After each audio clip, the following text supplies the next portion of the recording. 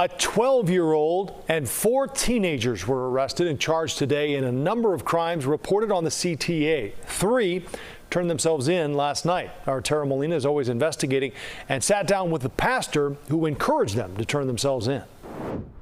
These photos started it all. Pastor Corey Brooks saw these photos, recognized these kids, connected with their parents, and brought them into police.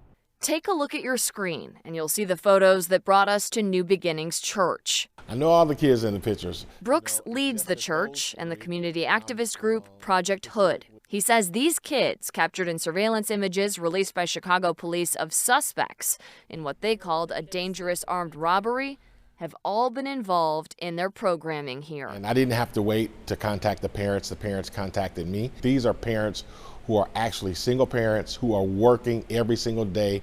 They're not on government assistance. They're not living on welfare. They are going to work every single day. They're trying to make a living for their children. And it is very difficult and hard for them. Brooks says he worked with those parents and brought 3 of the kids you saw in those photos to the police station to turn themselves in Monday night.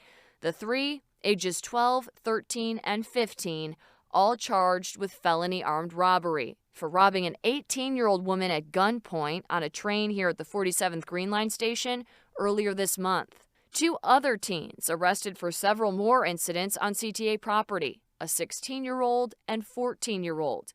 We mapped out the incidents to show you the scope of the crimes these 5 teens are behind, according to police. We also looked closer at crime on the CTA and found robberies like what you just saw mapped out are up this year.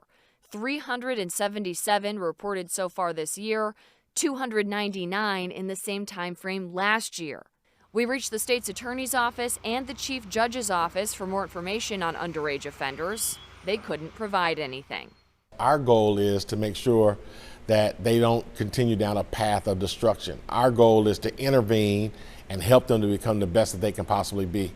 Pastor Brooks told me he plans to work with all of those kids. As for why only 3 of the kids photographed were brought into police, he said only 3 families were willing to cooperate. Reporting downtown, I'm Molina, CBS News, Chicago.